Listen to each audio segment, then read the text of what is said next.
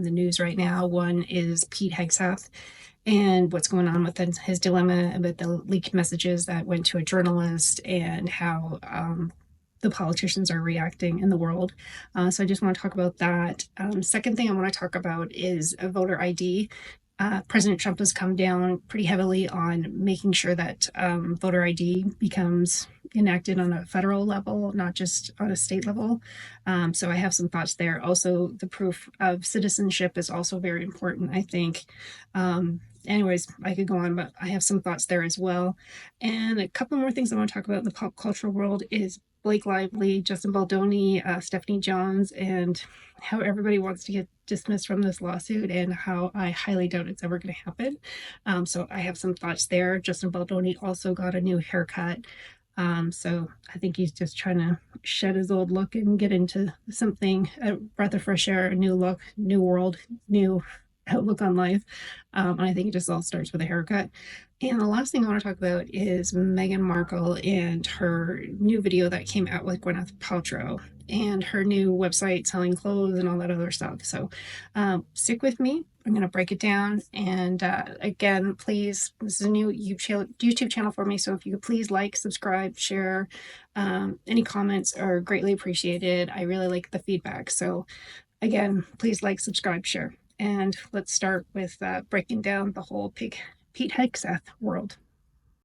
Whole shit ton of criticisms going his way because of the leaked text messages that went out through Signal and went to a journalist. So I have some pretty big thoughts there. First and foremost, I think that it was horrible that it ever happened. Those things can't get out. But I really, truly think that this is just my gut. It's just my opinion, strictly my opinion, but I think it was a setup. I think that there's 12 people on this message chain. I think somehow, I just can't believe how that guy got on that chain of messages. None of it, I've read up, down, and around on this, and every time I kind of look at it, it continuously keeps saying is that it just doesn't make sense. It just doesn't make sense. And some things, when things absolutely don't make sense, there's a reason why it doesn't make sense. And I think that's why Elon Musk is getting involved. I really think that he's going to do a deep dive into the back end of it to see how this happened. But for some reason, just somewhere in my gut, I think that this is a setup. But listen to Carolyn Lovich. As for your original question about who's looking into the messaging thread, the National Security Council, the White House counsel's office, and also, yes, Elon Musk's team. Elon Musk has offered to put his technical experts on this to figure out how this number was inadvertently added to the chat. Again, to take responsibility and ensure this can never happen again. So when I started to look into this, I was reading a bunch of stuff on X, and I really was trying to make sense of why this guy, Goldberg, ended up on this list of people on this text. So anyways, I found this little snippet I thought was pretty interesting, and it kind of sheds light on how this is impossible that this could happen and how it just does not make sense. So I'm going to read it here. I'll put it up for you guys. Now let's shred the accidental Houthis chat narrative. Goldberg, arguably Trump's most vocal journalist foe, claims he was mistakenly added to a secure chat with figures like Pete Hegseth and J.D. Vance. This defies logic, and this is where I keep going back to. It just does not make any sense. National security officials don't fumble phone numbers into a principals committee discussion, especially not one involving precise strike details. Signal requires deliberate invites, not random ads. Goldberg's history of anti-Trump hit pieces, example, losers and Hitler claims, suggest he'd leap at any chance to embarrass the administration. His swift exit and publication scream calculated leak, not blunder. The idea that this was a mistake, not a setup, or Goldberg exploiting a source ignores his pattern of narrative-driven reporting. The National Security Council's vague reviewing response only fuels suspicion of his motives. Goldberg's failures reveal journalists more interested in shaping stories than uncovering truths, and the Houthi incident is no accident. It's a playbook and is in action. So Jeffrey Goldberg, editor-in-chief of The Atlantic, has a track record of journalistic failures that undermine its credibility. Here are his 5 greatest missteps, backed by evidence, followed by a dismantling of the implausible narrative that it accidentally joined Trump administration chat. about Houthi rebels. Like I said, it seems like it has to be so deliberate to add somebody, and this guy seems to be deliberately going up against Trump. So how he ended up on this list is like, I keep him back. It just doesn't make any sense. The Iraqi war misinformation 2022, Goldberg's New Yorker article linked Saddam Hussein to al-Qaeda, citing dubious sources like supposed meeting with Muhammad Atta. This fueled the case for the Iraq War, later debunked by the 9/11 Commission, which found no credible evidence of such ties. His reporting helped mislead the public into costly conflict. Trump losers and suckers claims 2020, Goldberg alleged Trump called from soldiers, losers, and suckers, relying on anonymous sources. Over a dozen named officials, including John Bolton, denied it. The story fit Goldberg's anti-Trump bias, but lacked substantiation, eroding trust in his work. Like I said, again, he just seems to has deliberate attempts to go against Trump's narrative and to kind of get him in a gotcha moment. How is that guy the one guy that gets added to this chain? I'm not sure. Hitler's Generals Fabrication 2024. Goldberg claimed Trump admired Hitler's generals, again using unnamed sources, contemporaneous accounts, and named witnesses like Mark Miley didn't corroborate this. It's another example of Goldberg's prioritizing narrative over evidence. Houthi chat scoop 2025. Goldberg's tale being accidentally added to a signal chat about Yemen strikes. Strange credibility. Credulity. As a fierce Trump critic, his inclusion among top officials discussing sensitive plans, then publishing it, smacks of opportunism, not error. More on this below. Disinformation Conference, Hypocrisy 2022. Hosting a conference on disinformation, Goldberg ignored his own history of spreading unverified claims. His Iraq war piece and Trump story show a pattern of bending facts to fit agendas, undermining his moral authority. Like I said, after reading that, I really felt that it doesn't make any sense. So how did this guy end up on this chain? How did he not say anything up until after it happened, or just like right before they're supposed to go into Congress? It seems like it was the night before he brings it out. And then, of course, the Democrats are all over it. And if it was just a human error, it was just a human error, be it a bad one. But just the way the Democrats are coming after them, I could just imagine if it was the other way around. I'm going to show you a little piece here where the Democrats are going after Kash Patel, and they're just attacking him. But like attacking the FBI, like they're responsible or they should be looking into it. And he kind of explains how the series of events will go and how it's already under investigation. He can't dive into there. And, but it's just crazy because the way they just attack the FBI, and at the end of the day, there's the ones that hid so much information. Anyways, look at this. Check out this video here of Kash Patel. Actually, it was the night before the hearing. Now that another day has passed, do you believe that it's now time potentially for the FBI to open an investigation into this? I'm not going to comment on that. Because you're the director of the FBI, you don't believe it's appropriate to comment on that? Because there's a process in place, there's an ongoing litigation, and the National Security Council is reviewing this matter. And I'm not going to discuss any open or closed investigation. That ongoing investigation, literally, the lawsuit happened today or yesterday afternoon. And the idea that you don't have an opinion on this at this point is frustrating to me. No, it's not. I'm not going to prejudge any matters, and the men and women of the FBI will call the balls and strikes. Reclaiming my time, not sir. you. Sir, Mr. Chairman, I'd like to have... Gentleman's recognized.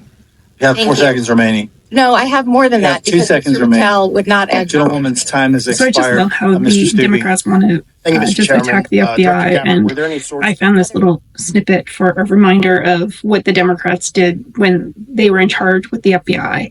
So the FBI had sex tapes of Democratic mayors sleeping with Chinese spy and kept them hidden. Knew Eric Swalwell was sleeping with a Chinese spy and kept it hidden. Had Hunter Biden's laptop and kept that hidden.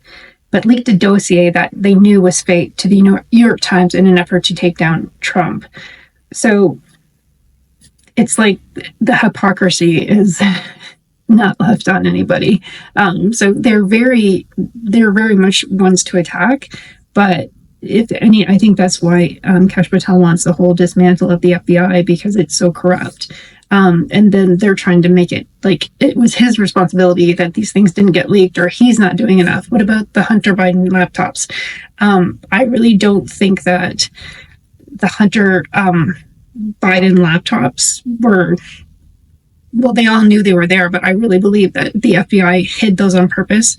And when people talk about the election being stolen, I think the margins were close enough that if the FBI had let that be known in the public about Hunter's Biden laptop and everything on it, I really truly believe that the election might have gone a different way. So people can argue back and forth about the legalities of the ballots, the ballot machines, and everything else. But I really think it comes down to what stole that election was the hiding of the Hunter Biden laptop. And in real estate, we have these things called material facts that would you like, if there's a material fact that would prevent you from buying the house, that you need to disclose that.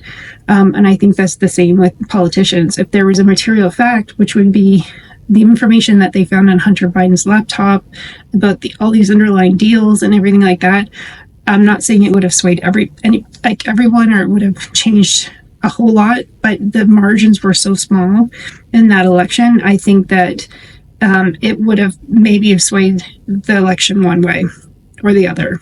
So I think there's a reason that they hid it on purpose, because they didn't want it to go, because they knew it would sway the election. And it was just out and out lies. And then the Russia collusion, that was just completely false. The whole dossier was false with the Russia collusion, because they were trying to, it was like, when you have a dog and you go squirrel, like just, the Hunter Biden laptop was here, but they wanted you to focus over here. So the Russian collusion thing came out and everybody just turned their eyes that way. So, but that brings me to my next point about the whole voter ID. I know there's nothing that no one can really prevent if the government is in charge and they're in charge of the FBI of hiding information like that, even though I think it's wrong. And it really creates distrust between people and the media and the government. It really, truly does. And I think that has opened up this avenue for like content creators to go in there and try to do their own dissecting and kind of talking about stuff. And I think that's what needs to happen. The world just needs to talk. People need to start talking to each other. Like I keep going back to, is the art of conversation. We have to be able to talk. And when the media is kind of spoon feeding what we should know, I think people are saying, I see, it's almost like you see behind the curtain. Like we've kind of seen behind the curtain now. So we want to know what's behind the curtain, and we're going to dig until we find out what's there. But that brings me to the next point about the whole election. President Trump is asking for there to be voter ID. And I think I'm behind this 100%. I'm not an American citizen. I can't vote. But I really, truly believe, and Elon Musk has touched on this before, the reason that the Democrats want all these illegal aliens in here is because they potentially become voters. If they become voters, it's almost like they're their minions. If we bring in these illegal aliens, they'll eventually become citizens and they'll eventually become voters. And that's how they need to win elections. And I just don't think that's the way to go. I thank God Trump got in because, Elon Musk is the one thing that Elon Musk says that made him get involved in politics, because he saw this happening. He saw this going down this road of, hey, I've got to stop this, because America will never be the same. They'll just keep bringing immigrants. They'll just sway the voters. They're bringing their own voters, essentially. And that's what he wanted to have a stop to. That's why he wanted freedom of speech. He wanted to stop the illegal immigration, because he just saw it was just a clusterfuck of someone trying to take control, and that's how they're going to take control. He saw they take control in two ways. They take control of the institutions, which are the schools, and then they take control of the immigration, which just floods this whole country full of voters. So I have my thoughts there, but listen to this little blurb from Trump about having voter ID. And it's so easy to do it, and we should go to paper ballots. We should go to one-day voting. We should go to voter ID. And just one other thing, proof of a thing called citizenship in the United States. Wouldn't that be nice? How simple does that sound? Proof of citizenship, voter ID, one day voting and paper ballots. Paper ballots are very secure. They have watermark paper. It's very intricate stuff. It's very technologically advanced, even though it's paper. And you'd have no trouble. You wouldn't have dishonest elections, and you'd have them all done by 10 o'clock in the evening. France went to that. And not that I want to copy anybody, but many others have also. And they had 38 million votes, and it was all done at 10 o'clock. They had a winner, they had a loser. That was it. Nobody was complaining. And they had it backed up with paper. And it's so easy to do. The other thing, you'd save about, this would cost you about 8% of what the machines cost. So the paper would be much less expensive. So if you're looking to save some money, that's a good way to save it. So it's a shame that we've gone through it. We've gone through a bad election, really bad election. The election was so bad. And in the day, think of it. It's You about wouldn't have had lacking fraud, not having fraud, and having an honest election. I also think that if it prevents cheating, it prevents cheating on both sides. So if Rosie O'Donnell's been doing the circuit saying that she thinks that Trump stole the election and that there was cheating, and all the swing states that went to Trump where, he was doing something unlawful or he was cheating in those states. But I would argue the point that there is a statistic, and I'll show you a little map here, but all the states that did not require voter ID voted Democrat. And is that just a coincidence? But like I said, I'm going to give you another list here of everything that requires identification. I went to go get a Xertex D the other day, and I could not get it because I didn't have my driver's license on me. So I had to go home, get my driver's license, and go get the Xertex D, because they needed to take, not only did they take your ID, they scan the back of your license, so you can only have so many, I guess, a month or something like that. But I was trying to explain how this voter fraud thing happens here in the US to my mom, who's Canadian. Both my boys are of voting age, and they don't live at home. One of them's at school. The other one just moved out, but he's still getting the mail at our house. And I had one of my sons mail in ballots. And I said to my mom, I could just fill this out and go and hand it in. He would never even known the difference. He would have no idea that I voted for him. It's these mail-in ballots. I just don't think that there's so many margins of error to not have ID when you drop off your ballot. I remember in Canada having to vote. You have to bring your ID. You have to go there. You have to, usually get something in the mail. You get a ballot. Then you have to go with the ballot with your ID to hand it in. I think that they think it's a racist thing, that people that can't get access to a ballot or can't vote. But that doesn't make any sense, because there's people in all other countries, and I'm going to give you a list of countries here that require voter ID, and somehow they make it to the ballot, or they're not concerned about those that can't make it to the ballot, or they have contingency plans, or their plan is not just to have anybody bring ID to vote. So we're probably one of the only countries in the world that don't require a voter ID, and that is only in certain states. And I think it should come down to the federal level. It should just be one law throughout the country. You have to show up with ID. There has to be no cheating. And I don't see on both sides, because both sides claim, oh, they were cheating, they stole the election, but there has to be some kind of contingency plan. I have a green card, so every time that I go in to renew it and stuff, they take my fingerprint. Maybe everybody should get a fingerprint. They have to match the fingerprint to the voting. I don't know what you do. Like Clear Eyes. If you're going to go with technology, you get through the airport, with the Clear Eyes, they identify you, you get through. But there has to be some kind of way that you can timestamp who you are when you vote. But these mail-in ballots is not working. No voter ID is not working.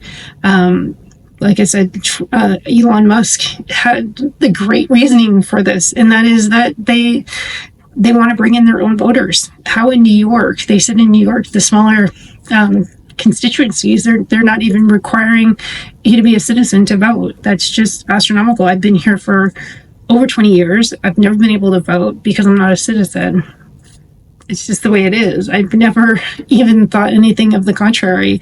Nor do I think that people that just walked across the border like 2 weeks ago should come in and then they're able to vote. I've been paying taxes here for over 20 years in significant amount. I live within the system, but yet I don't vote on it. But that's just one of the side effects of not being a citizen. If you want to be a citizen of the country, you want to vote, you have to go through the process. You have to go through the process legally. It's not easy. It's expensive. I was talking to someone the other day that, again, Canadian, went through the process. It's expensive. It's time consuming. It's stressful.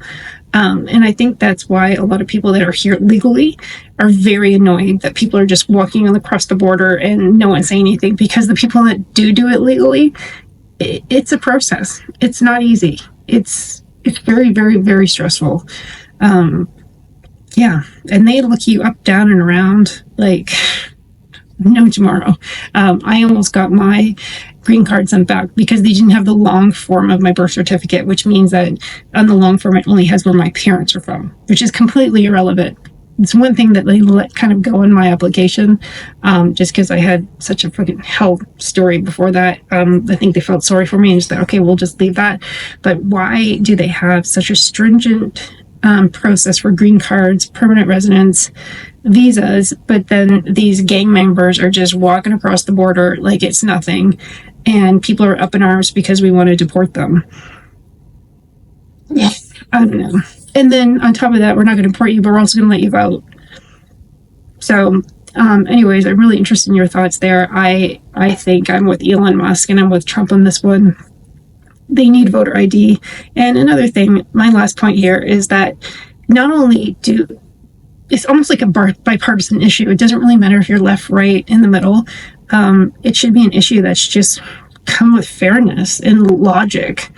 You need voter ID. And most of the country thinks so.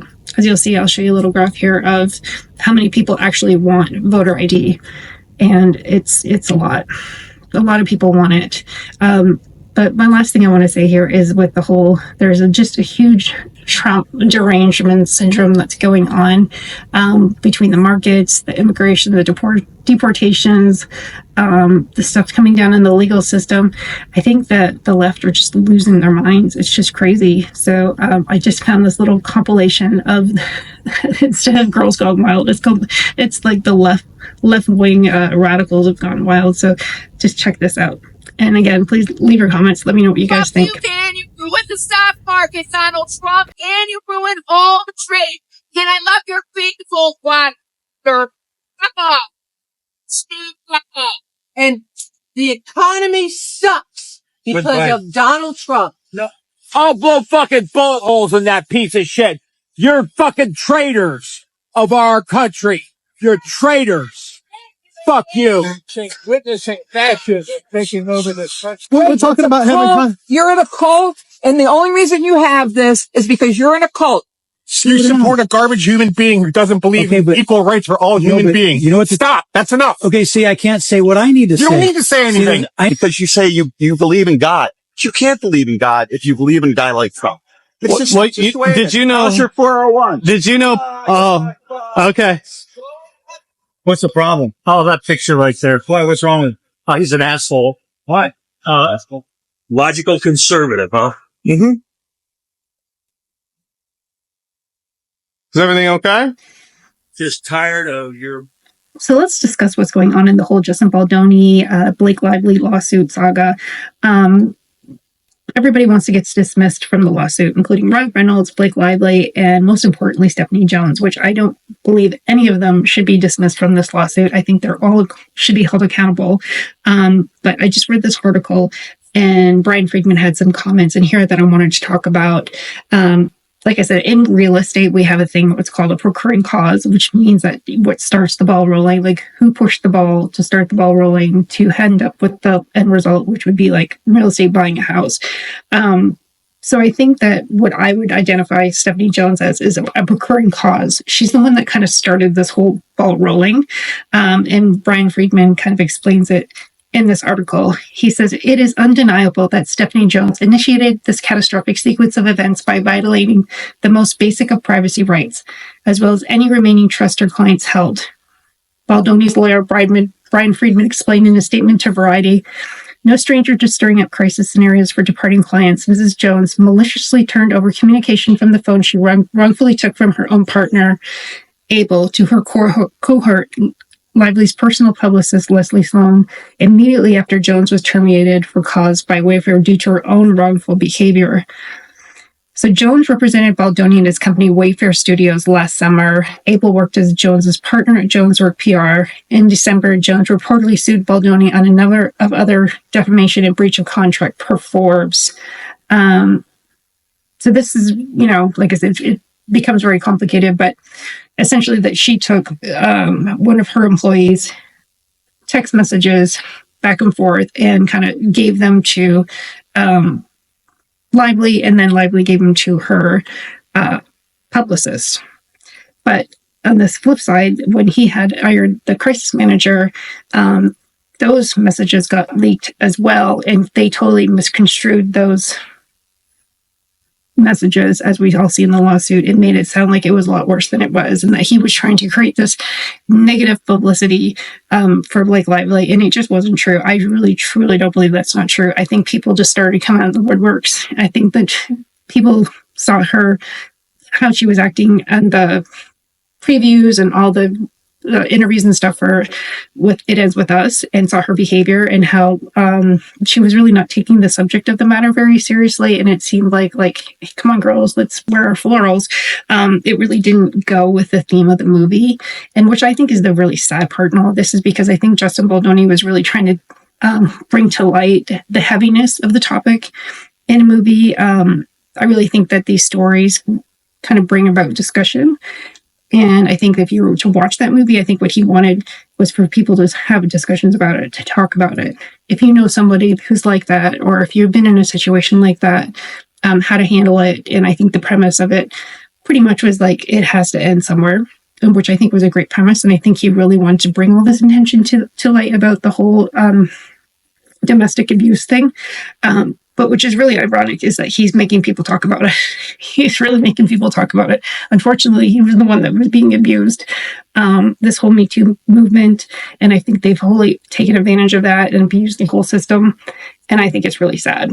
And I really, truly believe that Justin Baldoni should win this lawsuit. I really think it would be crazy for Blake Lively to go to the end with this. I think she's going to lose bad. I think she should just look at Amber Heard and go, I don't want to be her. I think that Ryan Reynolds and her have already killed their reputation. The only salvage would be to fall on your sword down and apologize and say that things were misconstrued. Another thing I wanted to talk about was Ryan Reynolds had hired his child, who's 7 years old, to do this little part in the Deadpool. And it was just so inappropriate. I will play you the little skit here, but it's crazy. And he even said that he was not going to, he threatened his kid that he would give it to somebody else.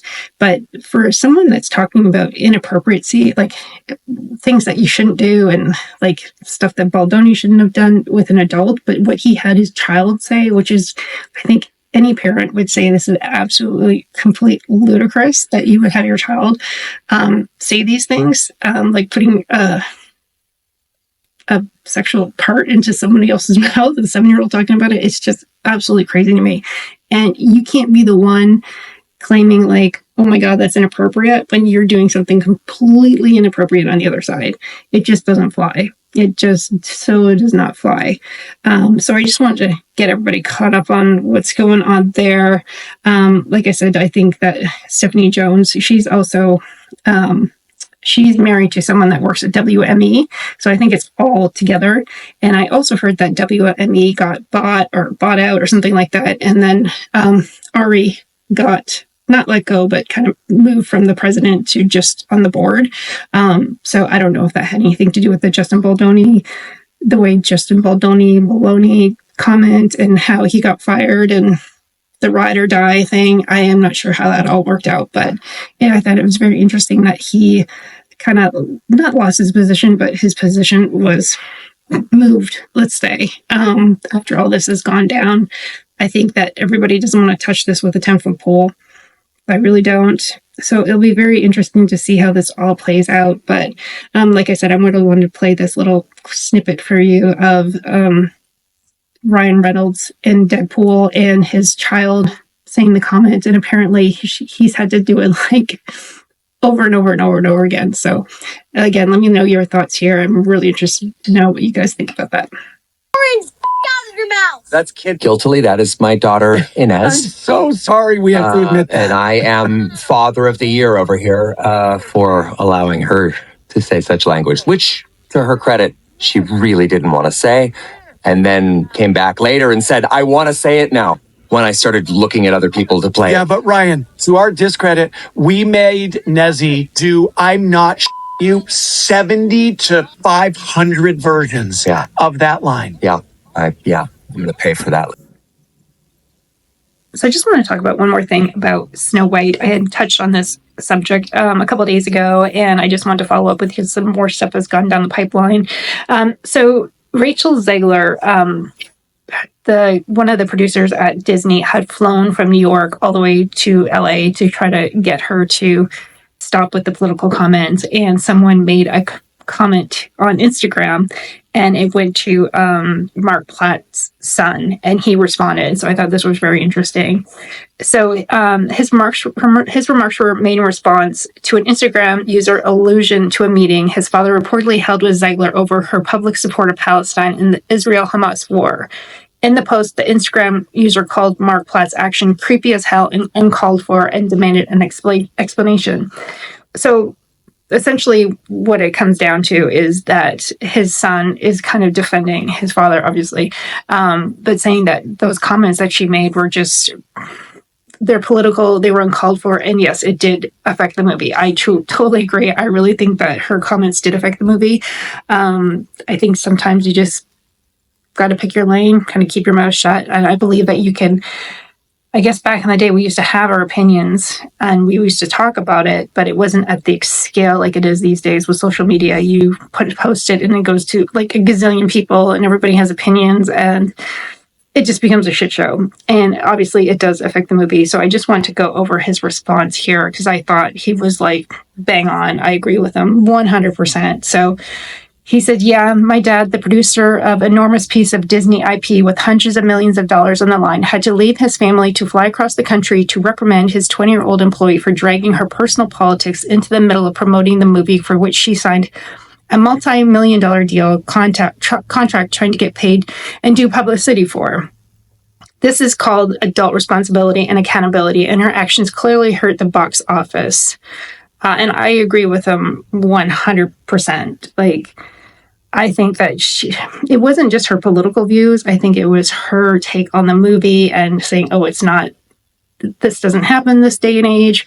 But I really think I was listening to someone earlier, I think it was Jordan Peterson. He said these Grimm's novels, tales, they tell stories. And they've been around for thousands of years, I guess 1,500 years. But it's been around a long time. And the stories are, they're classic. You just can't change a classic story. And sometimes, it might be not what's going on in society today, but I think the underlining premise of it all is still there. I think the lessons learned are still there. So anyways, he says, free speech does not mean you're allowed to say whatever you want in your private employment without repercussions. Tens of thousands of people worked on the film, and she hijacked the conversation for her own immature desires at the risk of all colleagues and crew and blue-collar workers who depend on the movie to be successful. Narcissism is not something to be coddled or encouraged. So, anyways, apparently he took the post down. I think he's 100%, 1,000% bang on. I think that's probably why his post has gone viral. I really, truly believe that you just kind of get, like, if you're that young and you're getting paid millions of dollars, I know that you might have your political views, but you might just want to keep it quiet or pick a lane, get out of acting, go into something where you can say whatever your political views are, and just stick into that lane. There is free speech, but I think there's limitations because you have to decide who you want to isolate. If I had my opinion about something and I'm willing to isolate half the country, then you're only going to have half the, well, there's haters too that watch. That's the whole thing with Meghan Markle. I talked about that earlier. I love to watch her because I don't personally hate her, but I'm saying that people sometimes like to listen to things that they hate, like the Howard Stern haters listen twice as long as the Howard Stern lovers. So I think that's that, but I really think that she isolated so many people and she rubbed so many people the wrong way between her politics, between her rationale on the movie and having to change it or wanting to change it. I think Disney is so woke.